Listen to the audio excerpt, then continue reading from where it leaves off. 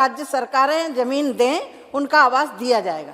धन्यवाद। भावना गवले जी। धन्यवाद सभापति जी, आपने मुझे बजट 24-25 के 25 पे बोलने का अवसर दिया। मैं समर्थन के साथ में यहाँ मेरे कुछ विचार यहाँ रखना चाहती हूँ।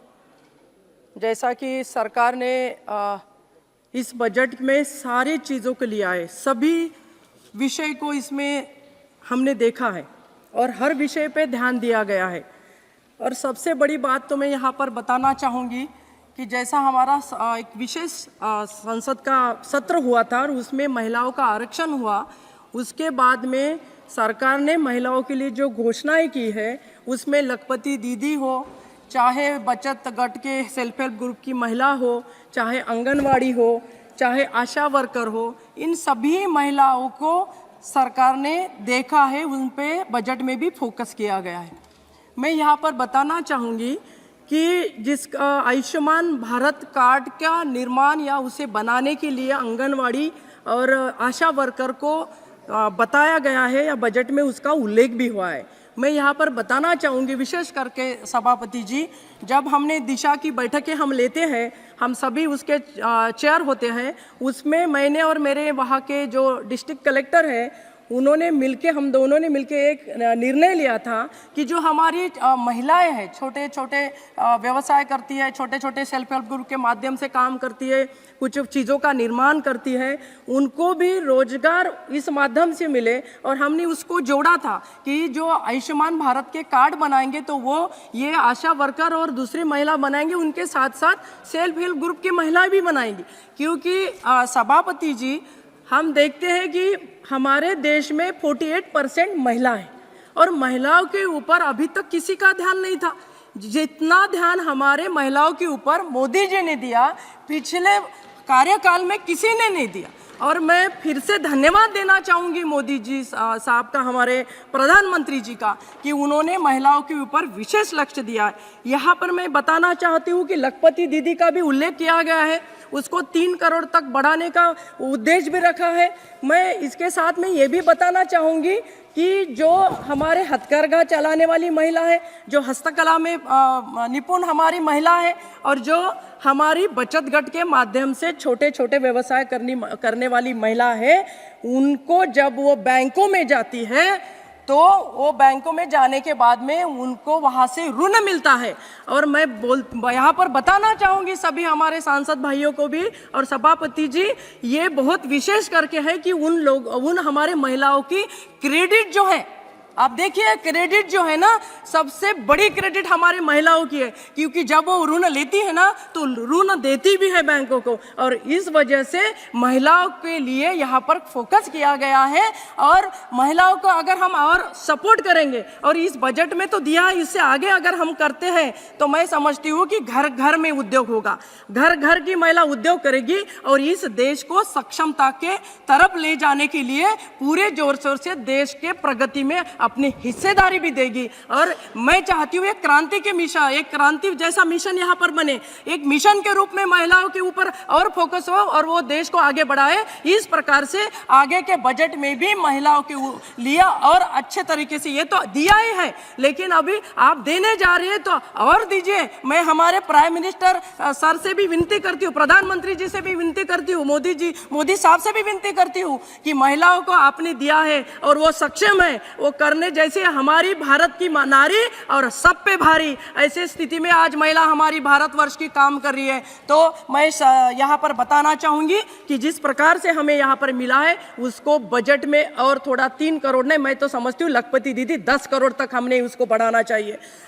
सभापति जी, दूसरी चीज़ मैं यहाँ पर बताना चाहूँगी कि जो हमारे किसान हैं, किसानों के ऊपर, उस किसानों के लिए भी करीबन 6,000 रुपये हमारे किसानों को दी जाते हैं प्रधानमंत्री जी के ये योजना के तहत। और मैं ये भी बताना चाहूँगी कि बहुत सारे मत्स्य उद्योग है, डेयरी उद्योग है, उसके ऊपर भी बहुत अच्छा फोकस किया है, उसमें भी प्रोजेक्ट हम बढ़ाने जा रहे हैं, बजट भी हमने बढ़ाया है। और मछली का निर्यात करने के लिए भी यहाँ पर बहुत बड़ी अच्छी पहल की हुई है। तो मैं यहाँ पर बताना चाहूँगी कि जो हमारे किसान हैं जो सोयाबीन का उत्पाद करते हैं। लेकिन ये चीज़ हमने बार बार देखी है, मैं 25 साल से देखती आ रही हूँ। जब उनकी फसल निकलती है, जब फसल वो काट के घर पे लाते हैं, तो उनका जो भाव है वो गिर जाता है। उसके भी ऊपर हमने देखने की और सोचने की आवश्यकता है।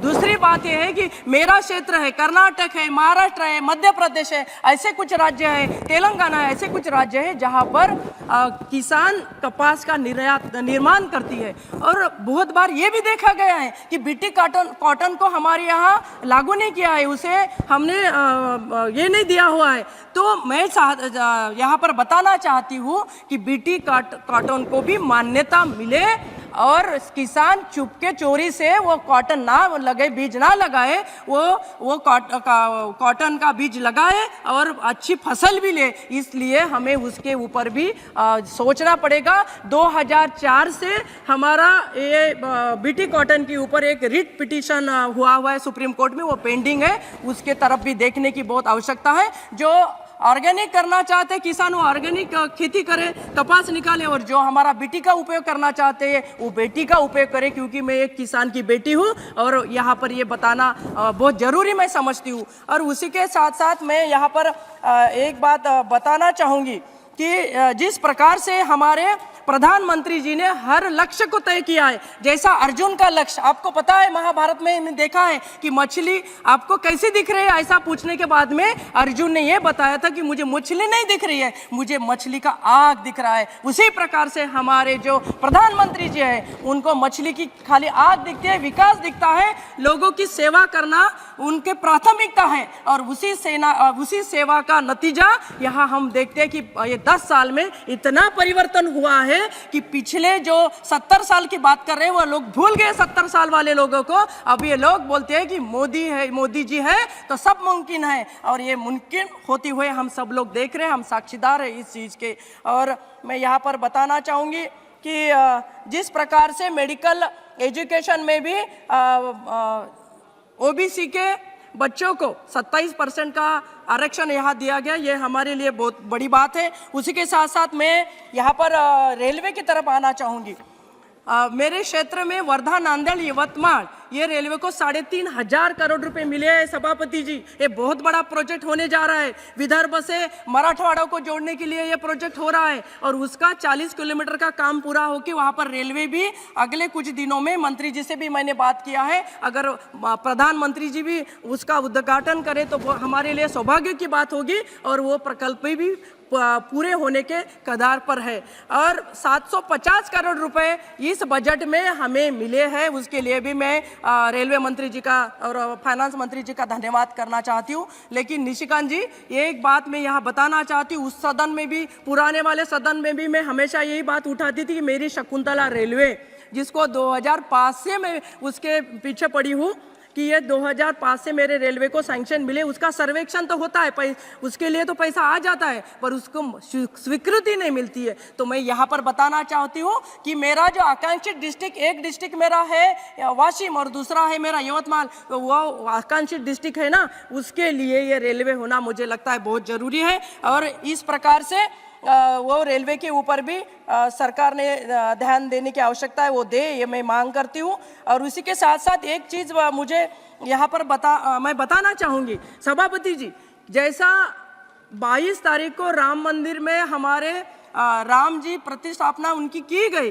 और सारे भारतवर्ष में पूरा दिवाली के जैसा माहौल था। हर मंदिर पे लाइटिंग थी, हर घर पे रंगोली थी, हर जगह पताका थी। और इस प्रकार से हमने ये दिवाली के जैसा ये 22 तारीख का दिन यहाँ पर मनाया है।